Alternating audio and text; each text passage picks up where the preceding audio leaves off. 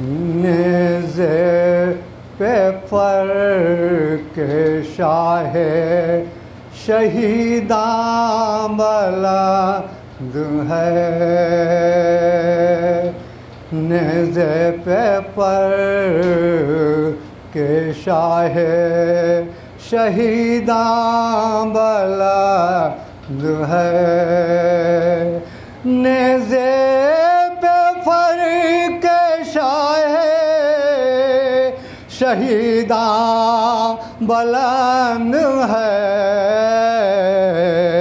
ایمان و دین کا نیر تاباں بلند ہے، ایمان و دین کا نیر تاباں بلند ہے۔ شاید دیکھیں گے دوہرا رہا ہے سورہ کہف اب سر حسین، دوہرا رہا ہے سورہ کہف اب سر حسین، اور لرزاں ہے کفر بولتا قرآن بلند ہے، لرزاں ہے کفر بولتا قرآن بلند ہے، اوج در حسین کا حر بھی گواہ ہے، اوج در حسین کا حر بھی گواہ ہے، اور ذرہ بھی مثل مہر درخشاں بلند ہے، ذرہ بھی مثل مہر درخشاں بلند ہے، وہ ہے یہ بھی کارنامہ عباس نامدار، ہے یہ بھی کارنامہ عباس نامدار، ہر سو جو آج پرچم ایمان بلند ہے، ہر سو جو آج پرچم ایمان بلند ہے، واللہ یہ بتاتی ہے فطرس کی داستان، واللہ یہ بتاتی ہے فطرس کی داستان، کس درجہ منزل شہ ذیشان بلند ہے، کس درجہ منزل شہ ذیشان بلند ہے۔ مقطع دیکھیں گے، پائے ہے پنج تن سے ہر انسان آبرو، پائی ہے پنج تن سے ہر انسان آبرو، مظہر انہی سے رتبہ انسان بلند ہے، مظہر انہی سے رتبہ انسان بلند ہے۔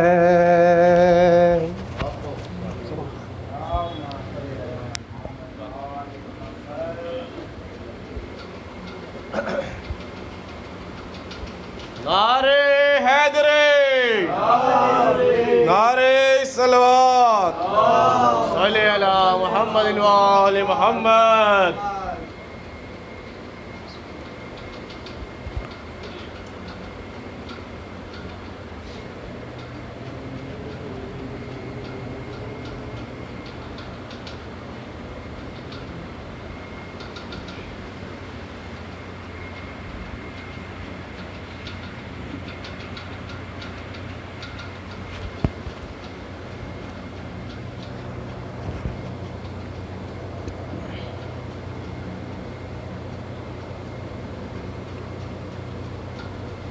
سورہ فاتحہ۔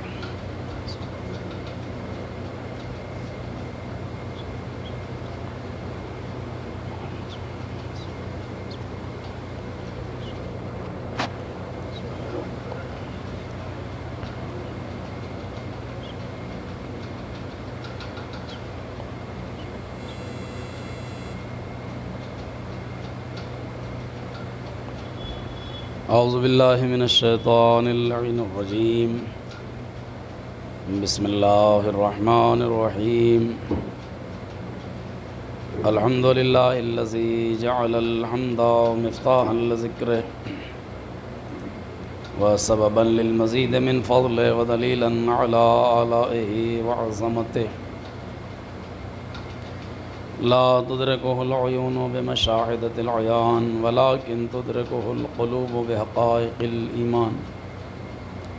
الصلاۃ والسلام علی سیدنا و نبینا و شفیع ذنوبنا و حبیب قلوبنا و طبیب نفوسنا مولانا و مقتدانا بالقاسم محمد۔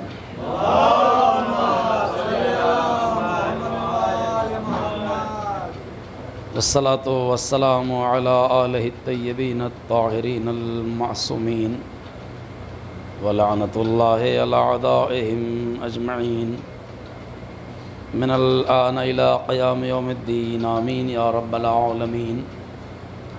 اما بعد فقد قال المعصوم یا من سبقت رحمتہ غضب صلوات بر محمد۔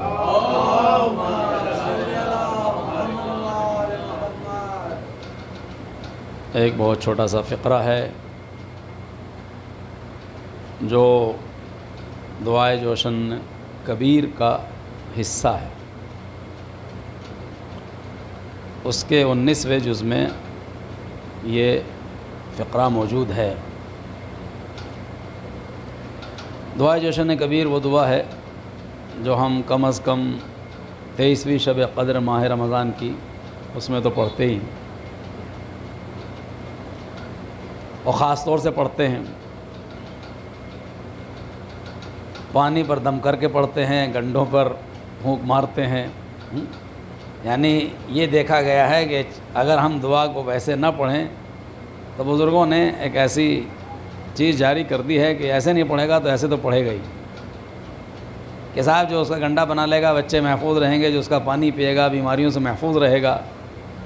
حالانکہ ایسا کوئی روایت میں نہیں آیا ہے، یہ بات ذہن میں رہے کہ میری نظر سے تو کم از کم ایسی بات نہیں گزری ہے کہ جو اس دعا کے لیے ہو۔ یوں ہے کہ آپ اللہ کا اسم کھانے پر پڑھ کے کھائیں گے، پانی پر پڑھ کے پئیں گے، تو اگر خالی بسم اللہ الرحمن الرحیم ہی کہہ دیں گے تو انشاءاللہ وہی شفا بنے گا، وہی بابرکت بنے گا۔ لیکن کوئی خاص ایسا حکم اس کے لیے نہیں ہے، لیکن الحمدللہ کم از کم اس بہانے ہی صحیح لوگ اس کو پڑھتے ہیں۔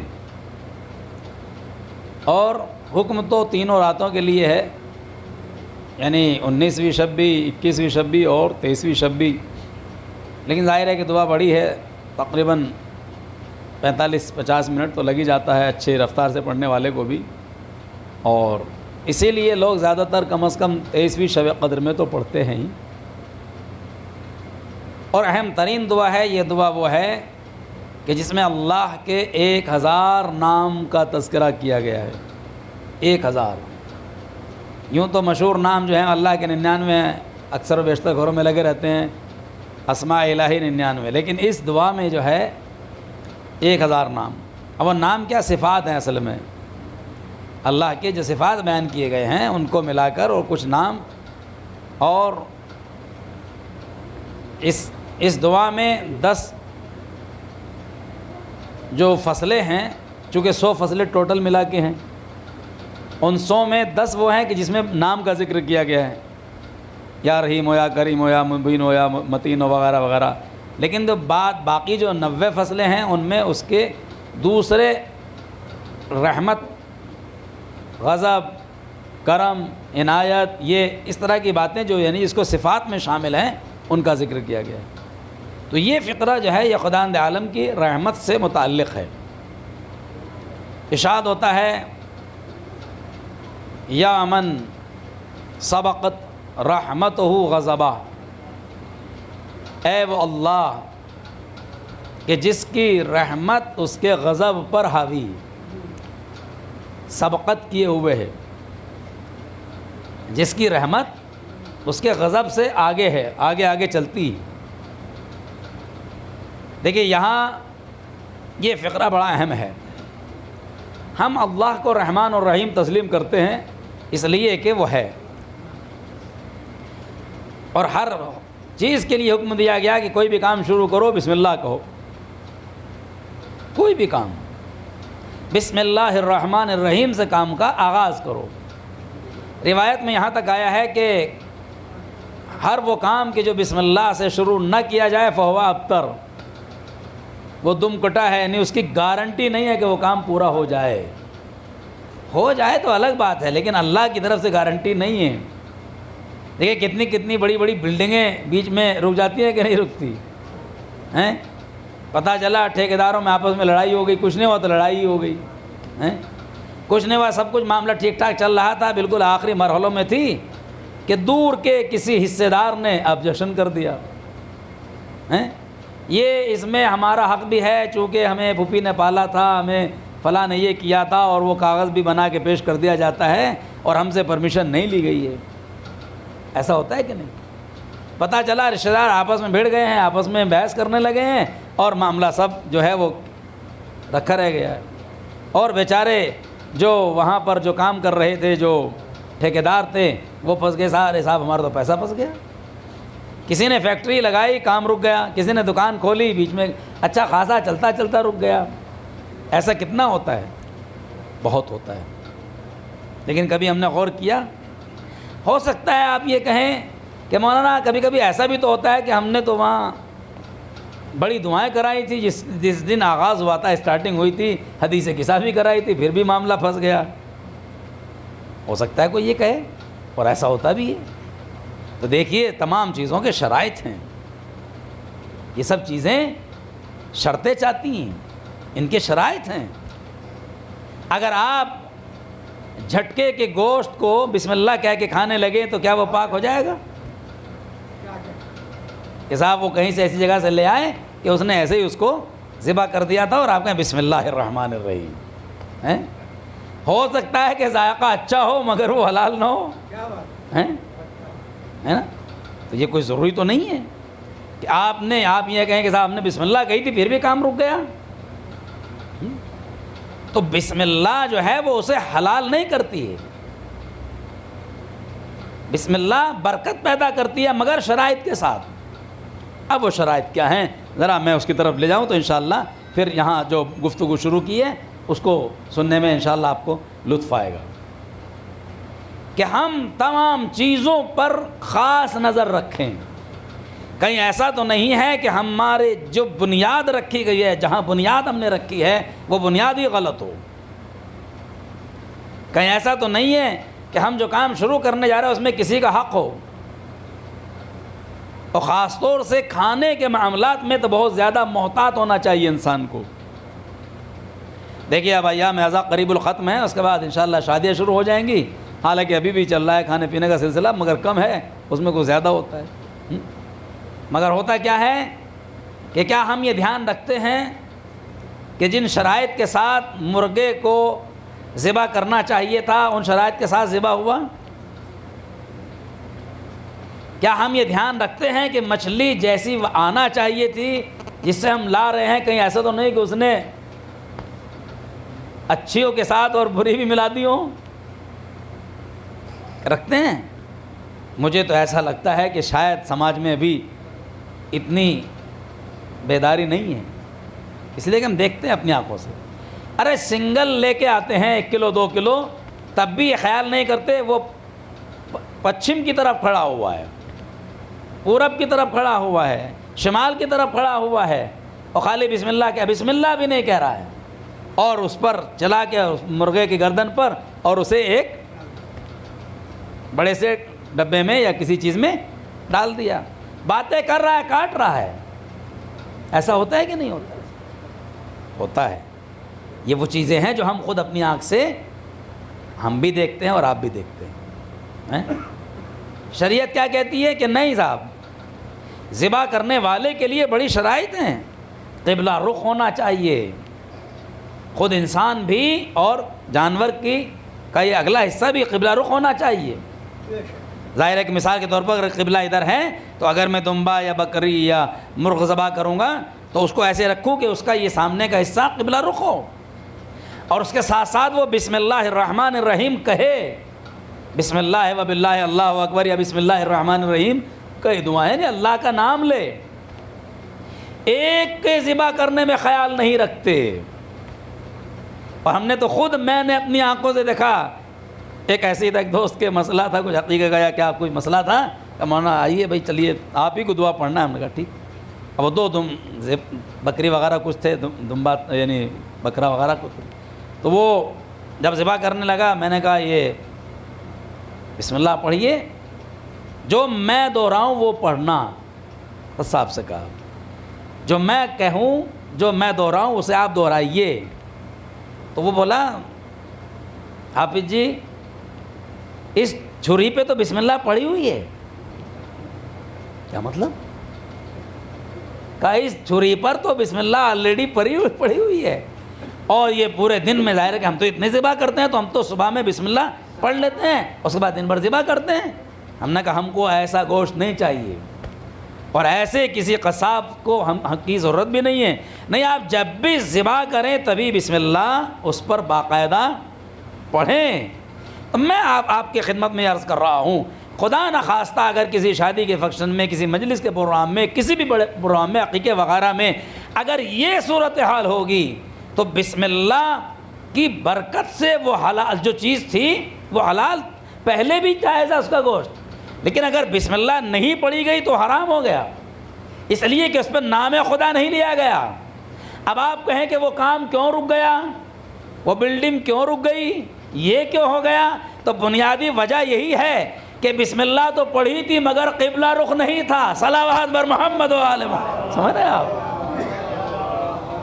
ذبح تو کیا ہے مگر قبلہ رخ نہیں ہے، ذبح تو کیا ہے مگر شرائط کے ساتھ نہیں ہے۔ اب ہم کتنا ہی بڑا پروگرام کر لیں، کتنی بڑی بلڈنگ بنانے کے لیے، لیکن اگر شرائط کے ساتھ حدیث قصہ کی تلاوت نہیں کی گئی، شرائط کے ساتھ اس نظر نہیں دی گئی، مثلا جو بھی چیزیں انسان عمل انجام دیتا ہے، پھر یہ توقع نہ رکھے کہ ہمارا سارا کام آسانی کے ساتھ ہو جائے۔ صلوات بر محمد و آل محمد۔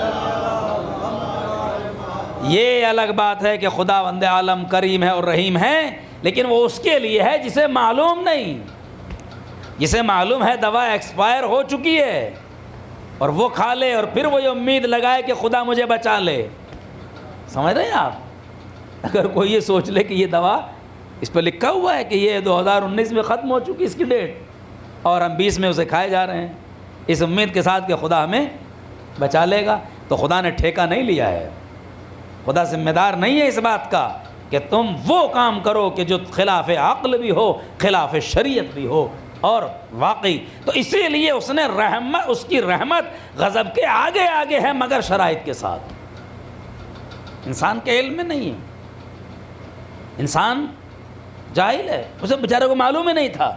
اب خدا کا کرم آگے آئے گا، اس غریب کو معلوم نہیں تھا، اسے معلوم نہیں تھا، حالانکہ پھر بھی بہت ساری چیزیں اثرات اپنا چھوڑتی ہیں، اس میں کوئی شک نہیں ہے، لیکن وہ خدا آواز دے رہا ہے، دیکھو میری رحمت میرے غضب کے آگے آگے ہے۔ اور اس نے قرآن مجید کے ایک دوسری آیت میں بڑی عجیب و غریب بات کہی ہے، نبئنی عبادی، میرے بندوں کو خبر دے دو کہ میں غفور و رحیم ہوں، لیکن میرا عذاب بھی بڑا دردناک اور بڑا شدید ہے۔ پہلے خبر دی غفور و رحیم ہونے کی، پہلے جو آیت میں لفظ رکھا وہ غفور و رحیم کے ہونے کا رکھا کہ میں غفور و رحیم ہوں، اور فوراً یہ کہہ رہا میرا عذاب بڑا سخت ہے، تو میں آواز دو معبود، یہ دونوں چیزیں ایک ساتھ کیوں ملا لی؟ ایک پہلے کہہ رہا ہے کہ میں رحیم و کریم ہوں، غفور و تواب ہوں، توبہ قبول کرنے والا ہوں، پھر کہہ رہا ہے میرا عذاب بڑا سخت ہے۔ شاید آواز قدرت آئے اس لیے کہ کہیں یہ خالی رحمت سے دھوکے میں آ کر گناہ نہ کرنے لگے، کہ سوچنے کہ وہ تو ہے ہی غفور و رحیم، وہ تو ہے ہی کریم، اس لیے کہ ہر چیز کی ایک لمٹ ہے، ہر چیز کا ایک انداز ہے. ماں باپ اگر بچے کو ہر بار معاف کر دیں گے، ہر باپ اس کی غلطیوں کو اگنور کر دیں گے، تو ایک دن وہ بھی آئے گا کہ باپ اسے سخت ترین اس کی پٹائی کرے گا. جب وہ دیکھے گا یہ تو بگڑتا جا رہا ہے، یہ تو بہکتا جا رہا ہے، امتحان قریب ہے، پڑھ نہیں رہا ہے، یہ مسائل ہیں، یہ آگے نہیں بڑھ رہا ہے، تو پھر سخت نوٹس لیتے ہیں. شاید ذات پروردگار بھی یہی آواز دے رہی ہے، ہم غفور اور رحیم ہیں، لیکن جب دیکھیں گے کہ تم جہنم کی طرف بڑھ رہے ہو تو پھر اپنے عذاب کا مظاہرہ بھی کریں گے. صلوات بر محمد و آل محمد. یومن سبقت رحمتہ غضبا، اے وہ ذات کہ جس کی رحمت اس کے غضب کے آگے آگے چل رہی. ہم معصومین کو دیکھیں، معصومین وہ تو اس کی جمال اور کمال کا پرتو ہیں. انشاءاللہ اس پر گفتگو کروں گا تاکہ بات اچھی طریقے سے واضح ہو جائے. خدا کتنے آسانی کے ساتھ اپنے بندے سے راضی ہو جاتا ہے. کبھی ہم نے سوچا؟ دعائے کمیل کے لاسٹ پیراگراف میں کیا فقرہ ہے؟ یا سریع الرضا، اے جلدی راضی ہو جانے والے. مولا علی کی دعا ہے، مشہور و معروف دعا ہے. یا سریع الرضا اغفر لمن لا یملک الا الدعاء، اے راضی ہو جانے والے جلدی راضی ہو جا، اس لیے کہ میرے پاس دعا کے علاوہ کچھ اور ہے ہی نہیں. میرے پاس دعا کے علاوہ اور کچھ نہیں ہے. تو جب وہاں کہا جا رہا ہے جلدی راضی ہو جانے والا، اس کا مطلب ہے کہ گناہ اگر ہو بھی جائیں تو مایوس نہیں ہونا چاہیے، آمدن گناہ نہیں کرنا چاہیے. لیکن اگر ہو جائیں خواہشات نفس کے چکر میں، ماحول کے چکر میں، دوستوں کے ساتھ بگڑنے کی وجہ سے، بہت سارے مسائل کی وجہ سے، تو امید نہ توڑیں اس سے. لیکن جان بوجھ کر ہم ڈیٹ نکلی ہوئی دوا نہ کھائیں. ہو جائے تو پھر بچانے والا وہ ہے، اس لیے کہ وہ کریم ہے. کتنی جلدی راضی ہو جاتا ہے ہم اور آپ سمجھ نہیں سکتے. ایک واقعہ بڑا عجیب و غریب واقعہ ہے، ممکن ہے کسی موقع میں نے پڑھا ہو لیکن مجھے یاد نہیں آ رہا ہے. خدا کی رحمت بڑی عظیم ہے، بہت عظیم ہے اس کی رحمت. ایک باپ اور ایک بیٹا چلے ہوئے جا رہے تھے، جنگل میں سفر کر رہے تھے اور قافلہ ان کے ساتھ تھا، مطلب کچھ لوگ تھے. اور جب چلتے چلتے ایک رات ہو گئی، ایک جگہ وہ مہمان ہو گئے، ایک گڈریے کے یہاں، جو چوپان ہوتا ہے، غلبان جو بھیڑ بکری چراتا ہے، اس کے یہاں وہ مہمان ہو گئے. اتفاق سے باپ کی طبیعت بگڑی اور وہیں اس کا انتقال ہو گیا، بیٹا ساتھ میں. اب یہ بڑے پریشان کہ ہم تو سفر میں ہیں، پہلے کے زمانے کی باتیں ہیں جب اونٹوں سے لوگ چلتے تھے. ایسا بھی نہیں ہے کہ باپ کی میت کو جلدی سے گھر لے جائیں اور بھائی وہاں دفن کر دیں. جنگل و بیابان میں ہے، بس ایک چھوٹا سا قبیلہ ہے جس کے یہاں وہ مہمان اس وقت ہو گئے، وہ بھی گڈریوں کا جو بھیڑ بکری پالتے ہیں. انہوں نے کہا بھائی اب کیا، اب تو ہم واپس بھی نہیں جا سکتے، باپ کی قبر میت کو کیسے لے جائیں؟ تو یہ طے پایا کہ اس کو یہیں دفن کر دیا جائے، اس کے علاوہ کوئی چارہ نہیں. خیر غسل و کفن ہوا. اس نے اپنے میزبان سے پوچھا گڈریے سے، باپ اس کے مرا ہے اس کے بیٹے نے، کہ آپ لوگ نماز وغیرہ کیسے پڑھتے ہیں یہاں پر؟ نماز پڑھتے ہیں؟ کہا نماز تو پڑھتے ہیں. کہا کوئی معین ہے اس کا شخص؟ کہا نہیں ہمارے ہاں تو کوئی معین شخص نہیں ہے، کوئی مولانا ہے ہی نہیں. تو ظاہر ہے بیچارے لوگ کہاں کہاں آباد ہیں. یہ تو اب کی ترقی کا زمانہ ہے کہ جب اتنی ترقی ہو گئی تو ماشاءاللہ سب جگہ پڑھے لکھے لوگ موجود ہیں. پہلے کا زمانہ بڑا ایک مسئلہ تھا. کہا پھر کیسے دفن کرتے ہو؟ کہ نماز پڑھتے ہیں دفن کر دیتے ہیں. کون کرتا ہے؟ کہ کوئی نہیں، ہم ہی پڑھ دیتے ہیں نماز. کہا اچھا. کہا ٹھیک ہے، میرے باپ کا غسل و کفن ہو چکا ہے، پھر آپ ہی بھائی نماز پڑھ دیجیے، مجھ سے تو آتی نہیں. آپ نماز پڑھ دیے جیسے آپ پڑھتے ہیں اپنے مردوں پر. خیر جب جنازہ تیار ہو گیا، یہ گڈریا جو چوپان تھا غلبان، یہ آگے آیا اور اس نے اللہ اکبر کہا. جو ساتھ میں تھے اس کے بیچارے، جو اس کے ایک دو عزیز یا اس کے جو ساتھ آنے والے، وہ پیچھے کھڑے ہو گئے. اس نے کہا اللہ اکبر، اور مشکل سے 10-20 سیکنڈ میں یعنی آدھا منٹ کے اندر اندر نماز ختم کر دی. اور وہ سمجھا بھی نہیں اس نے کیا کہا ہے، نہ کوئی تکبیر کی آواز آئی نہ کچھ آواز آئی. بس پہلی بار تو آیا اللہ اکبر، اس کے بعد کچھ پتہ نہیں چلا کیا پڑا اس نے. نماز ختم ہو گئی. اس نے پوچھا کہ بھائی یہ تو بڑی مختصر تم نے نماز پڑھی, یہ کون سی نماز ہے؟ اس نے کہا بھائی اس سے اچھی نماز مجھے نہیں آتی, جو میں نے پڑھی ہے اس سے اچھی نماز مجھے نہیں آتی ہے. جو مجھے سب سے اچھی یاد تھی وہ نماز میں نے پڑھ دی ہے. اب بیچارہ مرتا کیا نہ کرتا. اس نے کہا ٹھیک ہے بھائی جو جی ہو گئی ہے ہو گئی, چلیے اس کو دفن کر دیا جائے. والد کو اس نے صلوات محمد علیہ وسلم کو تشریف لایا, اس نے اپنے باپ کی میت کو دفن کر دیا. اور ظاہر ہے کہ اس کے بعد لوگ سو گئے اپنے کھانا وانا کھا کے, جیسے بھی سو. خواب میں اپنے باپ کو دیکھتا ہے کہ اس کی کنڈیشن بڑی اچھی ہے, اچھا لباس پہنے ہوئے, اچھے خوش و خرم ہے. تو اس کہا بابا جان آپ کی یہ حالت کس وجہ سے ہے؟ آپ تو بڑے خوش نظر آ رہے ہیں, اتنے اچھے ہیں, یہ کس لیے؟ تو باپ نے فرمایا کہ بیٹا وہ جو اس نے نماز پڑھی تھی اسی کی وجہ سے میری یہ حالت ہے.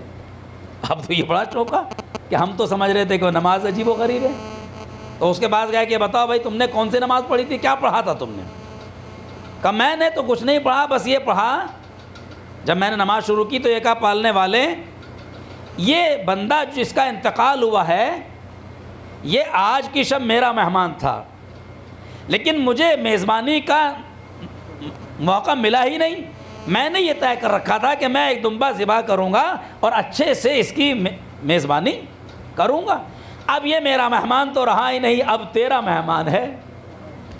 تو میں نے جو سوچا تھا وہ میں کر نہیں پایا. تو خالق ہے, پوری کائنات کا خالق ہے, اب تو جان کہ تو اس کے ساتھ کیسا سلوک کرے گا یہ مجھے معلوم نہیں. صلوات بر محمد و آل محمد. دیکھ رہے ہیں آپ, مجھے معلوم نہیں کہ تو اس کے ساتھ کیا سلوک کرے گا.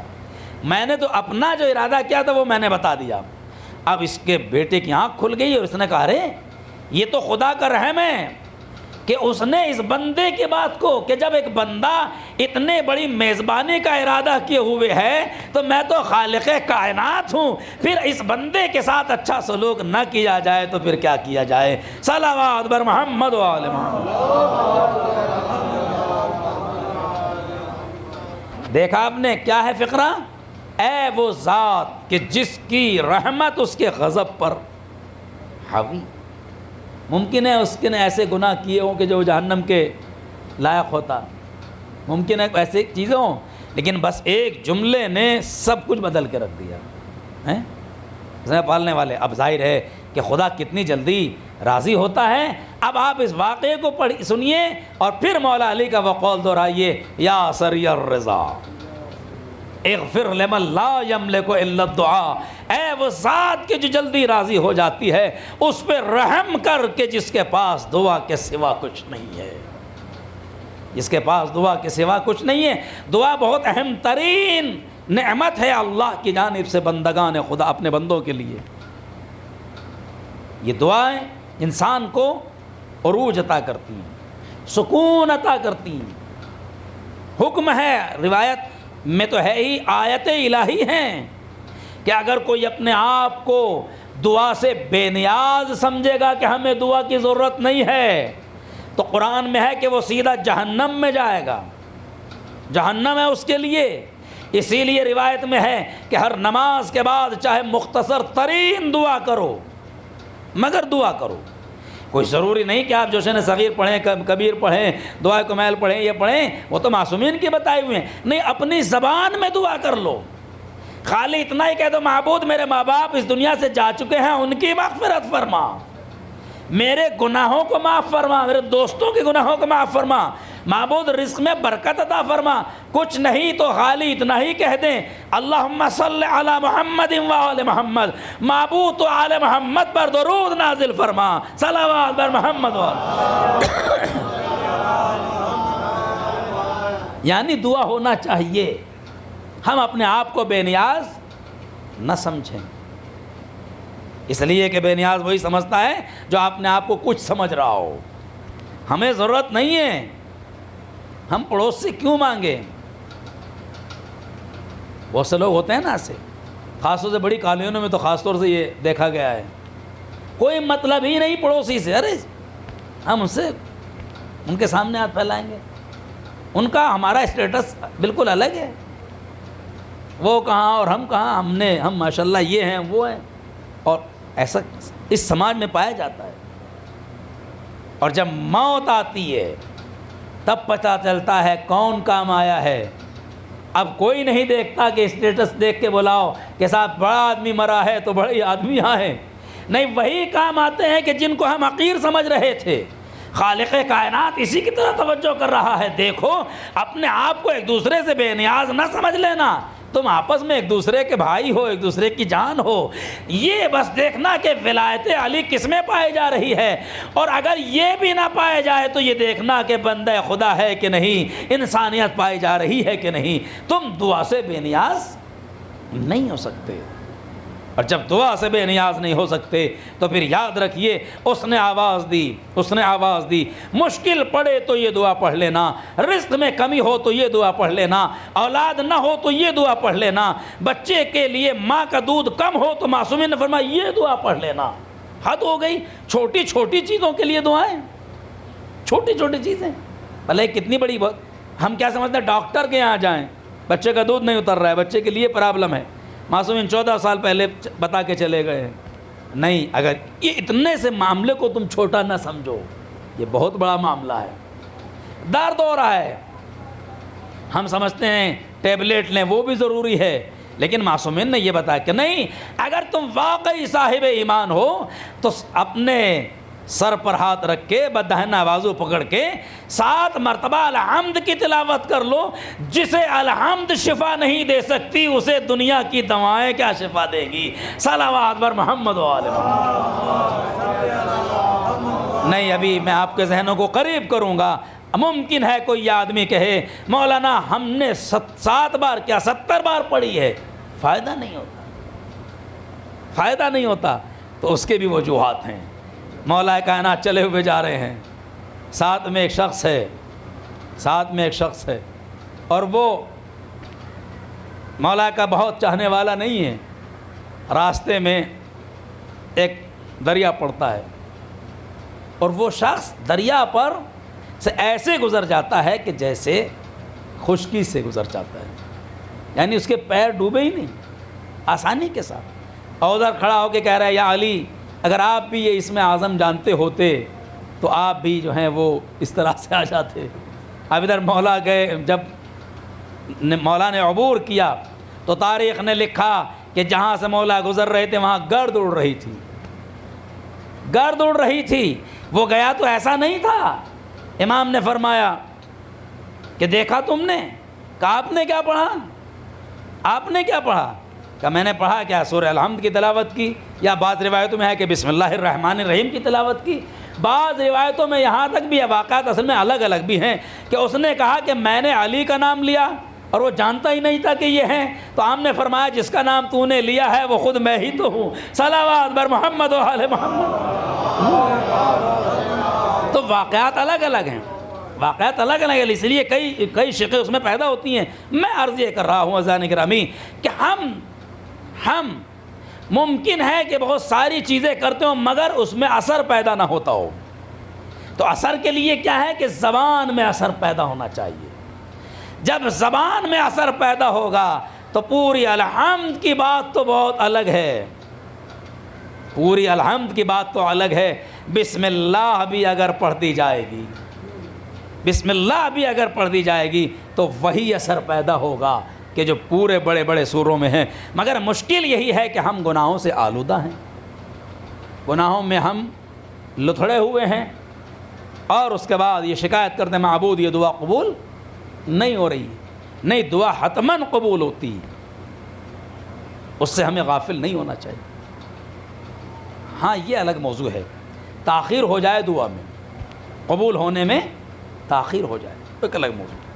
اور خاص بندگان خدا کی، بندہ مومن کی کبھی کبھی دعا قبول بھی نہیں ہوتی جان بوجھ کر، اس لیے کہ خداوند عالم، یہ روایت میں آیا ہے کہ جب اسے قیامت کے دن اس دعا کا اجر ملے گا جو دنیا میں قبول نہیں ہوئی تھی، تو وہ یہ کہے گا اس سے تو میری کوئی دعا قبول ہی نہ ہوتی. یعنی آج جو بیلنس مل رہا ہے، آج جو مجھے بینیفٹ مل رہا ہے وہ اتنا ہے کہ دنیا میں اس کا کوئی فائدہ نہ ملتا، تو اس سے اچھا تھا کہ دعا قبول ہی نہیں ہوتی. یہ تو خدا بہتر جانتا ہے، مگر کہیں کہیں دعا ضرور قبول اس لیے مالک کرتا ہے تاکہ بندہ مایوس نہ ہو جائے، بندہ مایوس نہ ہو جائے، اس لیے کہ مایوسی بھی انسان کے لیے اچھی چیز نہیں ہے۔ جب مایوس ہو جاتا ہے تو اس کے عمل کی رفتار میں کمی واقع ہو جاتی ہے، اس کے عمل کی رفتار میں کمی ہو جاتی ہے، لہذا کہیں ہے کہ دعا فوراً قبول ہوتی۔ ایک شخص نے مولا کائنات کی خدمت میں عرض کیا، مولا اللہم صلی علی محمد، میرے آقا اب اگر ہمیں کسی معلوم ہے کسی چیز کا کہ یہ چیز ہمیں ملنا ہی ہے، پھر ہم دعا کیوں کریں؟ مثال کے طور پر کسی کا بہت قریبی آدمی یا بہت خاص رشتہ دار کسی منصب پر فائز ہو اور اس کے باپ بیٹے نے یا بھتیجے نے یا بھانجے نے وہاں کوئی اپلیکیشن لگائی ہو جہاں پر بڑا مشکل سے سلیکشن ہوتا ہو اور بڑی مشکل سے وہ نوکری ملتی ہو، اور اسے پتہ ہے وہاں تو چچا جان ہے ہی، وہاں تو ابا جان ہے ہی، وہاں تو فلاں رشتہ دار ہے ہی، ہمیں کوئی روک ہی نہیں پائے گا۔ تو کبھی کبھی ایسا ہوتا ہے نا، ہمیں پتہ رہتا ہے یہ چیز ہوگی، اندازہ ہو جاتا ہے کہ یہ چیز ہوگی، تو وہی بات اس نے کہ مولا اگر ہمیں کسی چیز کے بارے میں معلوم ہے کہ یہ ہماری یہ چیز ہم کو ملنا ہی ہے، پھر دعا کیوں کریں؟ دیکھیں بڑا اہم مسئلہ ہے، پھر دعا کیوں کریں؟ امام نے فرمایا دعا اس لیے کرو، دعا اس لیے کرنا ضروری ہے کہ تمہیں یہ تو معلوم ہے کہ یہ چیز ملنے کا امکان ہے یا ملے گی، لیکن تمہیں یہ معلوم نہیں ہے کہ خدا نے تمہاری قسمت میں یہ چیز اسی وقت لکھی ہے کہ جب تم دعا کرو گے۔ اس بات کو ذرا محسوس کریں، ممکن ہے کہ قسمت میں یہی لکھا ہو اگر دعا کرے گا تو ملے گی، نہیں دعا کرے گا تو نہیں ملے گی۔ صلوات بر محمد و آل محمد۔ سمجھ رہے ہیں آپ؟ بھائی یہ تو ہمیں معلوم نہیں ہے، یہ تو ہمیں نہیں معلوم ہے کہ یہ لکھا ہے کہ نہیں لکھا ہے، ہم ایک اندازہ لگا رہے ہیں کہ اس کام تو ہونا ہی ہونا ہے۔ کتنی بار کیا ہوتا ہے، سب کچھ ہونے کے بعد بھی آدمی رہ جاتا ہے، سب کچھ ہو گیا، ارے صاحب رشوت بھی چلی گئی، یہ بھی ہو گیا، وہ پتہ چلا ایسا آدیش آ گیا کہ جو ہمارا وہاں بزرگ تھے موجود ہیں وہی سسپینڈ ہو گئے، یا کچھ نہیں تو خدا نخواستہ انتقال ہی ہو گیا، ایسے کیس ہوئے ہیں۔ ارے صاحب کیا بتائیں، وہ ایسا کچھ حادثہ ہوا کہ بس وہاں پہنچنے کے بعد سارے مسائل بگڑ گئے۔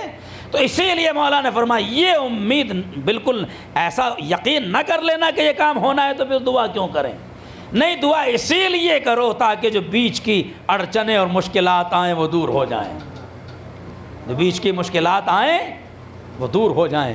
یہاں پر ایک واقعہ جو بہت انتہائی مشہور و معروف ہے، یہاں پر وہ پیش کر کے بات کو مکمل کر دوں۔ علماء پڑھتے ہیں، راہب آیا، کیا کہا اس نے، اے محمد مصطفیٰ، ظاہر ہے وہ رسول تو مانتا نہیں، وہ رسول خدا تھوڑی کہے گا، وہ تو ایک دوسری حیثیت سے آیا ہے، رحمت للعالمین سمجھ کے آیا ہے، رحمت للعالمین سمجھ کے آیا ہے نا، مجھے اولاد چاہیے، مجھے اولاد چاہیے۔ پیغمبر نے فرمایا کہ خود انتظار کیا اور کچھ بات کہا کہ ہماری قسمت میں اولاد نہیں ہے، مشہور واقعہ ہے، بچے بچے کو معلوم۔ لیکن ایک چیز میں آپ تک پہنچانا چاہ رہا ہوں، بعض مسائل لوگ کہتے ہیں کہ راہب تو شادی نہیں کرتے، یہ نہیں کرتے، لیکن دیکھیے ایسے کوئی ضروری نہیں ہے، بہت سے فرقے ان کے ایسے بھی ہیں کہ جو وہ شادیاں بھی کرتے ہیں، آج بھی ہیں، آج بھی۔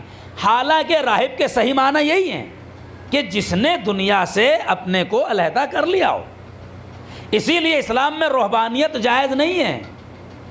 ہم اگر رہبانیت اختیار کر لیں کہ دنیا سے کوئی تعلق نہ رکھیں تو یہ منع کیا گیا ہے، شادی نہ کریں منع کیا گیا ہے، بے تعلق ہو جائیں، بیوی بچوں کو چھوڑ دیں، پوچھے ہی نہیں، منع کیا گیا ہے۔ پیغمبر اسلام کے پاس ایسے 3 عورتیں آئیں، آنے کے بعد انہوں نے شکایت کی، یا نبی اللہ میرا شوہر جنگل چلا گیا ہے، آتا ہی نہیں، عبادت کر رہا ہے۔ دوسری نے بھی شکایت کی کہ رہتا ہر وقت نماز پڑھا اور روزہ ہی رکھتا رہتا ہے، ہر وقت مسجد ہی میں رہتا ہے۔ تیسری نے بھی اسی قسم کی شکایت کی۔ تاریخ نے لکھا کہ پیغمبر نے کہا بلال اذان دو، اذان سے مراد یعنی اعلان کرو، سب لوگ مسجد میں آ جائیں۔ اور جب آ جائے تب پیغمبر نے فرمایا میں نے بھی شادی کی ہے، میرے بھی بیوی بچے ہیں، میں بھی گھر کے کام کرتا ہوں، میں سارے وہ کام کرتا ہوں جو ایک انسان کو کرنا چاہیے، اگر یہ جائز ہوتا اور اچھا ہوتا تو پہلے میں کرتا، تم نے کیوں کر لیا یہ؟ تو یہ رہبانیت سے مراد یہ ہے کہ ہم بے تعلق ہو جائیں۔ تو راہب کے معنی تو وہی ہیں، لیکن چونکہ بعض لوگ تھے ایسے کہ جو اراجوی ہیں کچھ فرقے، خیر کچھ ایسا بھی رہا ہوگا، لیکن واقعہ ہے مجھے اولاد چاہیے، کہا نہیں ہے۔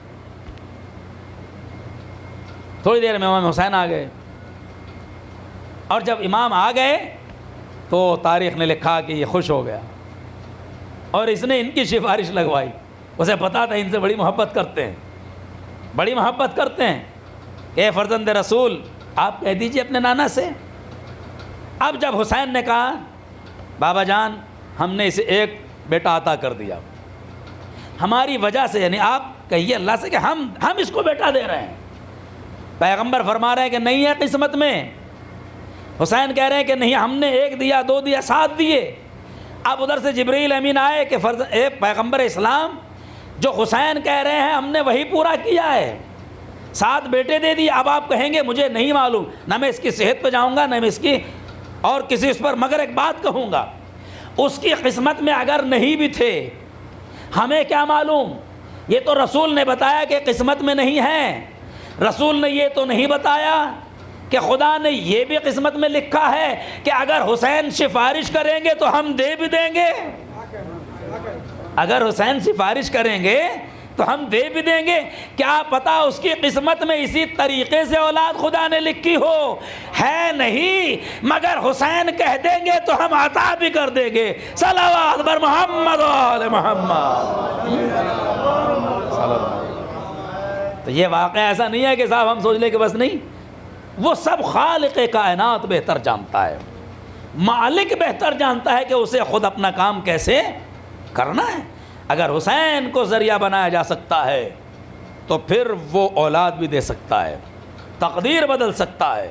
تقدیر کے لیے تدبیر کی ضرورت ہے، تقدیر کو بدلنے کے لیے کبھی کبھی تدبیر بہت کام آتی ہے، اور وہ ہم نے یہاں بھی دیکھا اور پھر حسین کے ذریعے مقتل کربلا میں بھی دیکھا۔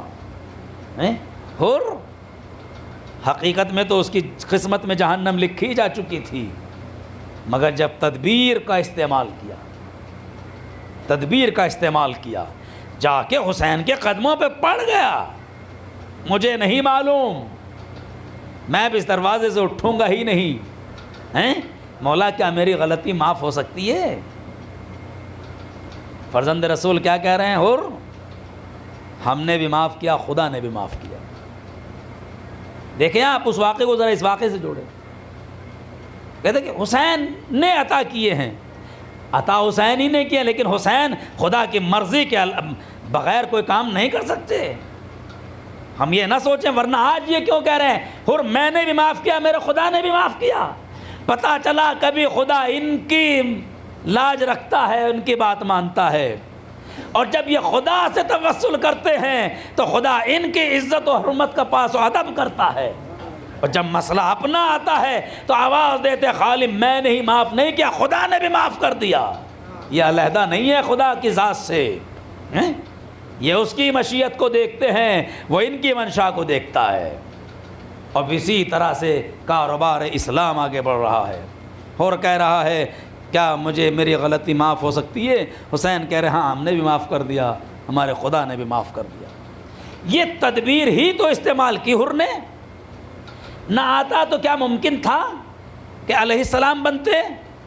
ارے بھائی آئے تو علیہ السلام بنے، جس کو ہمارے بزرگ کہہ گئے حرکت میں برکت ہے، حرکت میں برکت ہے، نہ وہاں سے حرکت کرتے نہ یہ برکت ملتی ہیں۔ اسی لیے ہمیں منجمد نہیں ہونا چاہیے، دعاؤں سے غافل نہیں ہونا چاہیے، دعائیں پڑھیں، رزق کی دعائیں، صحت کی دعائیں، ہر مشکل کی دعا، ہر مشکل کی، حتیٰ کہ روایت میں یہاں سے آیا ہے، یہاں تک بھی آیا، اے بندگان خدا تمہیں نمک کی بھی ضرورت ہے تو خدا سے مانگو۔ نمک کی کوئی اوقات ہے؟ کوئی اوقات ہے نمک کی؟ مگر بہت بڑی اوقات ہے، اس کی وقت ہے، بڑی عزت ہے۔ یہ ان سے پوچھیے، ہم سب بتا سکتے ہیں کہ کتنی بڑی وقت ہے اس کی، ہیں کہ صاحب نہ ہو تو ہم چیخنے لگتے ہیں، ارے نمک بھی نہیں ڈالا ہے، اور پھر تاریخ اسلام آگے بڑھ کے آواز دے رہے، نمک کو تم معمولی نہ سمجھنا، نمک کو تم معمولی نہ سمجھنا، علی کے عدد ہیں 110، عین لام یہ، نمک کے عدد بھی 110 ہیں، نون کے 50، میم کے 40، کاف کے 20، تو 50 40 90 اور 20 110۔ اسی لیے بڑی پیاری بات کہہ گئے موجز سنبھلی، علی اور نمک کے عدد ہیں برابر، علی اور نمک کے عدد ہیں برابر، بغیر علی سارا اسلام پھیکا، صلوات بر محمد و آل محمد، بغیر علی سارا اسلام پھیکا۔ تو تم اس کو معمولی نہ، اللہ کہہ رہا ہے یہ چھوٹی سی چیز بھی ہم سے مانگو۔ مقصد کیا ہے؟ دیکھیے مانگنے کا مطلب یہ نہیں کہ ہاں تو ٹائم معبود نہ، مقصد یہ ہے اپنے آپ کو بے نیاز نہ سمجھنا، پہلے ہماری بارگاہ ہمیں پیش کرو، ہم دیں گے تمہیں، چھوٹی سے چھوٹی چیز بھی ہم ہی دیں گے، بڑی سے بڑی چیز بھی ہم ہی دیں گے۔ فرزند رسول پر ہم درود و سلام بھیجیں، کیا حسین سے بہترین مظاہرہ دعا اور مظاہرہ رحمت کوئی کر سکتا ہے؟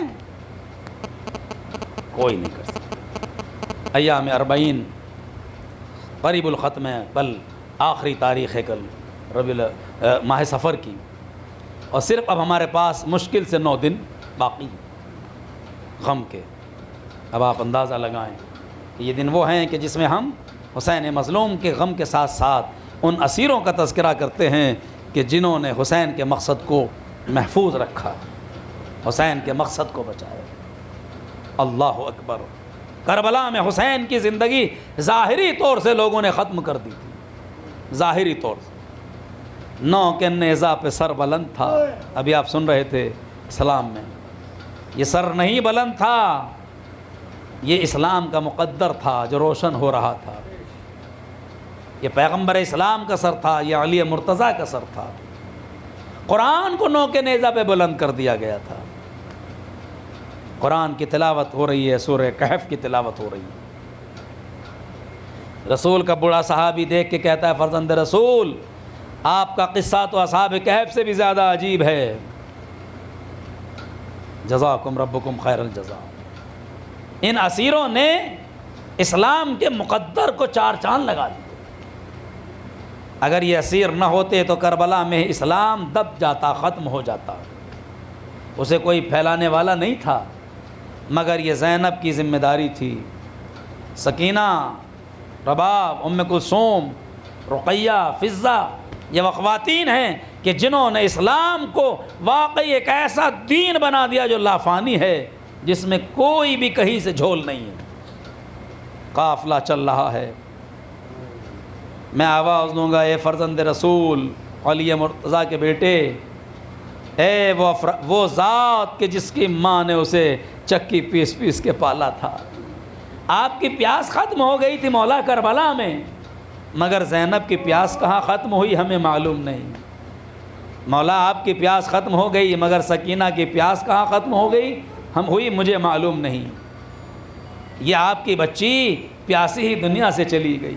ارے جو پانی ملتا تھا مختصر سا پانی، تو وہ ملنا کیا، وہ تو خالی یہ کہ گلا تر ہو جائے، مگر کتنی پیاسی تھی بچی، سوچیں آپ، زینب کتنی پیاسی تھی، مگر اسلام کا دامن ایسا بھر دیا اپنے کارناموں سے کہ آج اگر اسلام ہے تو انہی کی وجہ سے ہے۔ اللہ اکبر۔ لوگ سمجھ نہیں رہے تھے، جان نہیں رہے تھے یہ کون ہیں۔ قافلہ چلا ہوا جا رہا ہے، کوفے میں یا شام کے بازار میں ہے، اچانک ایک جاننے والا مل گیا۔ جب جاننے والا کوئی مشکل حالات میں مل جاتا ہے تو بڑی دشواری ہوتی ہے۔ مل گیا فرزند رسول امام زین العابدین سے، بڑا افسوس ہے، اتنا ظلم ہوا ہے، آپ کے بابا شہید کر دیے گئے، آپ کے بھائی کو شہید کر دیا گیا، یہ سب سر نو کے نیزہ پہ بلند ہیں۔ ایک مرتبہ کہتا ہے، کہتے کہتے وہ، مگر فرزند رسول سید سجاد، کیا عباس نے آپ کا ساتھ نہیں دیا ہے؟ مولا عباس نے آپ کا ساتھ نہیں دیا ہے؟ کہا نہیں، میرے چچا شہید ہوئے ہیں۔ کہ یہ ایسا تم کیوں کہہ رہے ہو؟ کہا مجھے سب کے سر نظر آ رہے ہیں مگر عباس کا سر نظر نہیں آ رہا ہے، عباس کا سر نظر نہیں آ رہا ہے۔ ارے سید سجاد کے دل پہ چھری چل گئی۔ ایک مرتبہ کہتے ہیں اشارہ کر کے کہتے ہیں ذرا اس گھوڑے کی گردن میں دیکھ۔ اب جو اس نے گھوڑے کی گردن میں دیکھا تو دیکھا ظالموں نے ایک رسی کو اس طریقے سے باندھا تھا کہ اس کان سے دوسرے کان میں سوراخ کر کے غازی کے گردن اس کان میں رسی ڈال کے اور ملعونوں نے گھوڑے کی گردن میں سر باندھ رکھا تھا۔ کہتا ہے فرزند رسول سب کے سر نیزے پر ہیں، ان کا سر یہ گھوڑے کی گردن میں کیوں ہے؟ ایک مرتبہ امام کی آنکھوں میں آنسو آ گئے۔ کہا نہیں، کئی مرتبہ نیک نیزہ پہ بلند کرنے کی کوشش کی مگر بار بار سر گر جاتا تھا۔ میں آواز دوں گا کیوں؟ شاید اس لیے کہ جب بہن کو کھلے سر دیکھتے ہوں گے، جب رباب کو کھلے سر دیکھتے ہوں گے، ام کلثوم کو کھلے سر دیکھتے ہوں گے، عباس سے برداشت نہ ہوتا ہوگا۔ نہیں ایک جملہ اور کہہ دوں، جب بھتیجی کہتی ہوگی چچا پیاس مارے ڈال رہی ہے تو غازی گھبرا کے زمین پہ گر جاتا۔ جزاکم ربکم خیر الجزا آوازیں بلند ہو چکی ہیں، خدا ان آوازوں پہ رحمت نازل فرمائے۔ ہاں جتنا ممکن ہو جی بھر کے رو لیجئے، اب یہ دن نصیب نہ ہوں گے۔ ہاں خدا سب کو سلامت رکھے انشاءاللہ آئندہ سال، تاکہ ہم پھر حسین کا غم منا سکیں۔ عزیزان گرامی قافلہ آگے بڑھا، پیاس بچوں کی بڑھتی جا رہی تھی، سکینہ کی پیاس، محمد باقر کی پیاس۔ عالم یہ تھا کہ روایت میں عجیب و غریب جملے ملتے ہیں کہ بچوں کو اس جناب زینب اپنے حصے کا پانی پلا دیا کرتی تھی۔ ہاں قافلے کو زندان میں اسیر کر دیا گیا اور عالم منزل وہ آئی کہ جب یہ قافلہ زندان میں مقید کر دیا گیا تو لوگ آتے تھے اور عجیب و غریب صورتحال تھی۔ مرد سید سجاد کے پاس آ کے بیٹھتے تھے، ان سے کربلا کی داستان سنتے تھے، خواتین زینب سے سنتی تھیں۔ بس ایک واقعہ مشہور و معروف واقعہ ہے، عجیب و غریب لکھا ہے صاحب معالی سبتین نے کہ یزید کی زوجہ جس کا نام تاریخ نے ہند لکھا ہے، وہ بڑی مضطرب اور پریشان تھی، حسین کی چاہنے والی تھی، بڑے عجیب و غریب خواب دیکھتی ہے اور ایک مرتبہ اپنی کنیزوں سے کہتی ہے میں نے عجیب و غریب خواب دیکھا ہے۔ کہ کیا دیکھا ہے؟ کہ یہ خواب دیکھا ابھی آسمانوں سے کچھ عماری اتری، آسمان سے ایک دو عماریاں اتریں جس میں سے کسی سے خدیجہ برآمد ہوئیں، کہ جناب حوا برآمد ہوئیں، جناب آسیہ برآمد ہوئیں، مگر ایک عماری سے ایسی ایک خاتون باہر نکلی ہے کہ جو فاطمہ کی، جس کی آواز فاطمہ کی آواز سے مشابہ ہے، ہماری آقا زادی شہزادی سے بہت مشابہ ہے، اور وہ آواز دے رہی ہے ولدی ولدی یا حسین، اے میرے بیٹے حسین تو نے کس کی کیا غلطی کی تھی، تجھے کیوں شہید کر دیا گیا ہے؟ وہ پریشان ہو گئی، بی بی انتظار کر لو، صبح ہونے دو، باغ میں چلیں گے وہاں شاید دل بہلا جائے، اگر نہیں تو قید خانے میں چلیں گے وہاں شاید دل بہلایا جائے۔ عزیز اور روایتوں میں ملتا ہے صبح نمودار ہوئی، کنیزوں نے ہند کو ساتھ لیا، قید خانے کی طرف آگے بڑھیں، اور ان کنیزوں نے کرسی بھی اس لیے اٹھا لی کہ قید خانے میں تو کرسی نہیں تھی، یزید کی زوجہ جا رہی ہے، پورے ملک کی مالکہ ہے۔ اور جب وہاں پہنچی تاریخ نے لکھا کہ دروازہ جو دربان تھا اس نے دیکھ کے کھول دیا، اس لیے کہ یزید کی زوجہ آ رہی ہے۔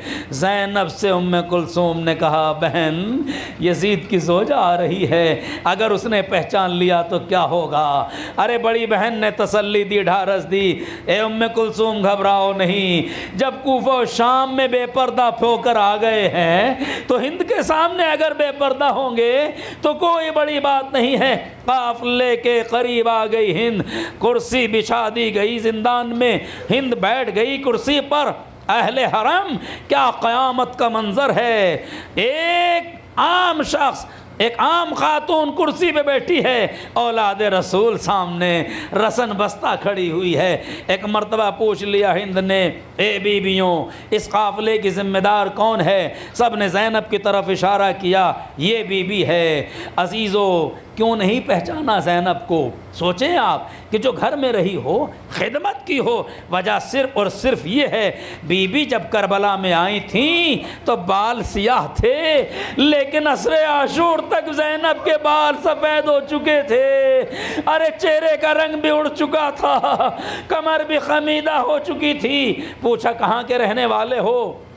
کہ عرب کے رہنے والے ہیں۔ کہ عرب تو بہت بڑا ہے، کس علاقے کے رہنے کا؟ حجاز کے رہنے والے ہیں۔ کہ حجاز کا علاقہ بھی بڑا ہے۔ اب زینب نہیں چاہتی تھی کہ بتا دیں، مگر مجبور ہو گئی، علی کی بیٹی، علی کی بیٹی ہے، جھوٹ بول نہیں سکتی۔ ایک مرتبہ کہتی ہے ہم مدینے کے رہنے والے ہیں۔ ہند نے مدینے کا نام سنا، کرسی سے اتر کے زمین پہ بیٹھ گئی، کنیزوں نے ہاتھ جوڑے، بی بی یہ کیا غضب کر رہی ہیں آپ؟ ارے کرسی پہ بیٹھیے، خاموش ہو جاؤ، یہ لوگ اس شہر کے رہنے والے ہیں جہاں میرا آقا حسین رہتا ہے، جہاں میری شہزادی زینب رہتی ہے۔ کبھی بھی مدینے میں کس محلے کے رہنے والی ہو؟ ہم محلے بنی ہاشم کے رہنے والے ہیں۔ ہائے ہائے، جب محلے بنی ہاشم کا نام لیا، ہند نے ایک سوال کر لیا، بیویوں اتنا اور بتا دو، جب تم لوگ مدینے سے چلے تھے تو میرے آقا حسین کے گھر کی کیا حالت تھی؟ میرا آقا کس عالم میں تھا؟ میری شہزادی زینب کس حالت میں تھی؟ اب زینب سے برداشت نہ ہوا، ایک فقرہ کا، بی بی ہم جب مدینے سے چلے تھے تو تیرے آقا حسین کے گھر کا دروازہ بند ہو چکا تھا، ان کی بس ایک بیٹی اور نانی وہاں تھی، حسین مدینہ چھوڑ چکے تھے۔ کہاں گئے؟ کہ مدینہ چھوڑ کے کربلا کو آباد کر لیا۔ ارے یہ کہتے کہتے زینب سے اب رہا نہ گیا، ایک جملہ کہا، اے ہند تو نے پہچانا نہیں، میں زینب ہوں، یہ سکینہ حسین کی بچی ہے۔ اے بی بی میرا بھائی مارا گیا، میں تیرا حسین شہید ہو گیا۔ ہند نے سر پیٹ لیا، اے اللہ، ارے کیا قیامت آ گئی، میں نے اس عالم میں زینب کو دیکھا کہ اس کا سر کھلا ہوا تھا۔ سیعلم الذین ظلموا ای منقلب ینقلبون الہی بحق الزہرا وابیہا وبعلہا وبنیہا والسر المستودع فیہا۔ پالنے والے بحق محمد وآل محمد ہماری اس عزاداری کو قبول فرما، اور جو بھی مشکلات ہیں مؤمنین کی ان کو دور فرما۔ پالنے والے بحق محمد وآل محمد یہ تمام بزرگ، نوجوان، بچے، مائیں، بہنیں، ان سب کو اپنے حفظ اور امان میں رکھ، ان کی عمروں میں اضافہ فرما، آئندہ بھی ہم سب کو غم حسین میں شریک فرما۔ اگلے سال میرے معبود اس شان سے محرم ہو کہ جیسے اس کا حق ہے۔ پروردگارہ بحق محمد وآل محمد فرزند زہرا کے ظہور میں تعجیل فرما، ان گھروں میں خیر و برکت عطا فرما، مؤمنین کی مشکلات کو دور فرما، حکومتوں کی سازشوں کو دور فرما، جو مؤمنین بیمار ہیں ان سب کو شفائے کامل عاجل عطا فرما۔ میرے معبود بحق محمد وآل محمد ہماری اس عزاداری کو قبول فرما۔ گزارش ایک مرتبہ سورہ حمد، 3 مرتبہ سورہ توحید الرحمہ کا مرحوم رضا حسین عابدی اور ان کے اہلیہ اور محمد رضا کے تمام جو اعزاء اس دنیا سے جا چکے، وہ اور اپنے اعزاء کے ارواح کو بخش دیں۔